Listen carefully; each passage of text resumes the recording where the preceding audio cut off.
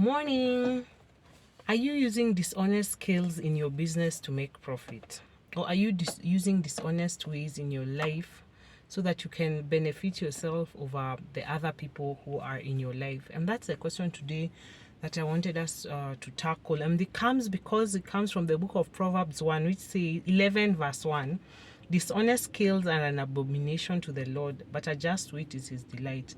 And the question was, why does God not like dishonest skills? This is where you know that maybe, okay, in that time maybe it was, I'm buying 5 kgs of rice, but eventually you've adjusted your skills to ensure that I get like 4.3 or even 3.9. So I end up paying for the price of 5 kgs, but I end up getting 3.9. And today's scenarios could be issues like, you have paid for a good quality maybe engine part or a item on your car to be repaired, or you've gone and bought a product in the shop worth maybe even 20,000, but the value that you are getting is worth maybe even 8,000. So this person has actually gone and adjusted the scales in their favor rather than you. And the reason why I was asking myself, why would God want, I thought that's being shrewd, but that's not actually being shrewd. That's just pure and simple stealing. You have stolen from another person, and because it robs innocent people of their income and their ability to generate wealth. So if every time someone is coming for 5 kg and you're only giving them 3.9, it means that they have to keep on coming to your shop or to your place of work on a consistent basis with the same amount of income. Rather than buying the value of 3.9 kgs, now they're buying the value of 4 or 5 kgs, and that difference of maybe what is it called, I think it's 1.1, they will have used it to buy maybe grains, they will have used it to buy vegetables, they will have used it for a different source of just product, or even just invested that money. But you are there at your shop, at your place of business, rubbing your hands and thinking how you are such a magnificent genius, how you have enriched yourself, but you don't know that in the process of enriching yourself, you have enabled another person to lose their wealth, lose their income that they could have used for their own advantage, for their own benefit, and for their own prosperity. And maybe that money will have gone back to the community and helped other people. So that mentality of dishonest skills, that mentality of always benefiting yourself, because someone has come to your garage. Imagine someone has come to your garage and their maybe fan belt was cut, so they come to you and now they want it to be repaired. Instead of giving them a good quality fan belt that maybe costs 5,000, you end up putting a shoddy fan belt that is worth maybe even 500 shillings. So you pocketed an excess of 4,500.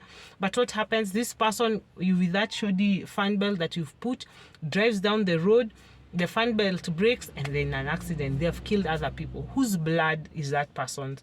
Whose blood of those people is on your hands? So at the end of the day, you just have to always ask yourself, what is the benefit?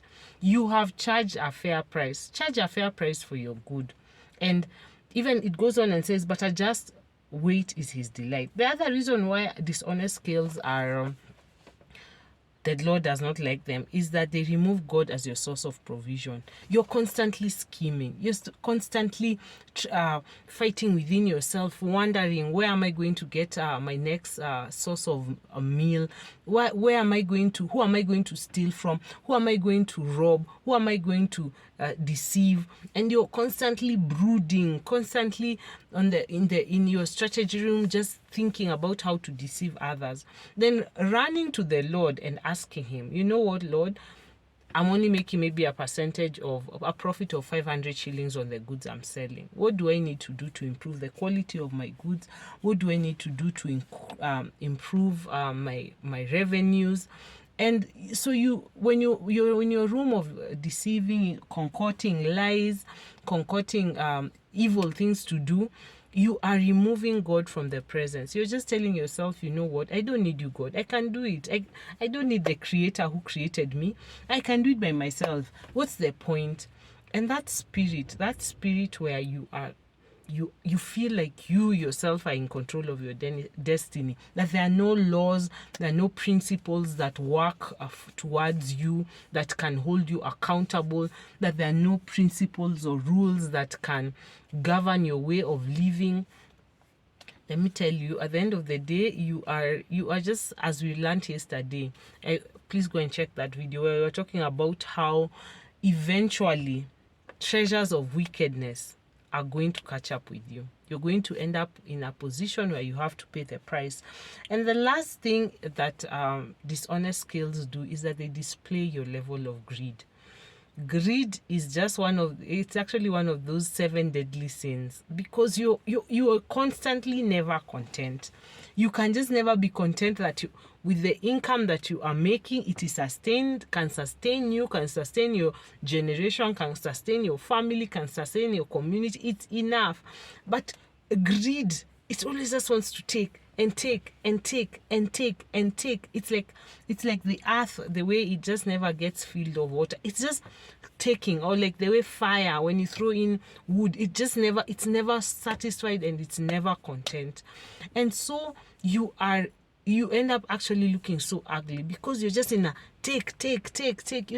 You're never in a give, let me bless, let me nourish the souls of other people. So you have to just know that it's an abomination, it's a sin, it's an evil way of living when you are constantly adjusting the skills that you can give value, but you are undermining the value that you give to people so that you can benefit. And so it also says that, but adjust to it is his delight.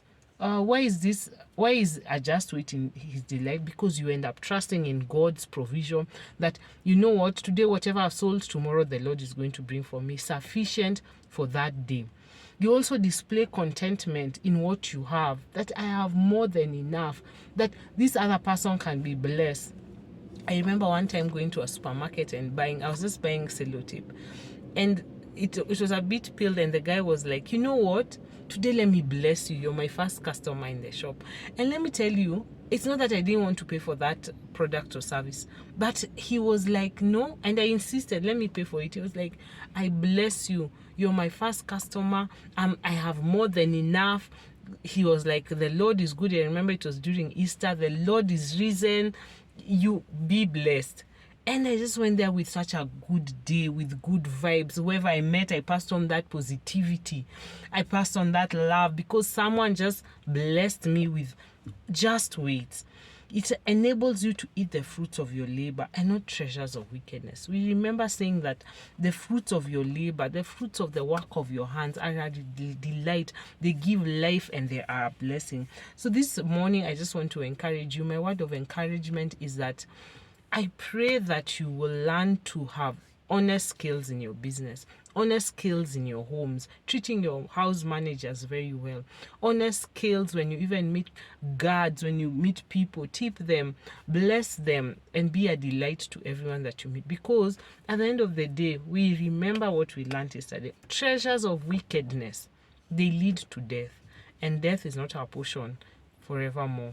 Have a lovely, lovely day ahead and be productive and fruitful.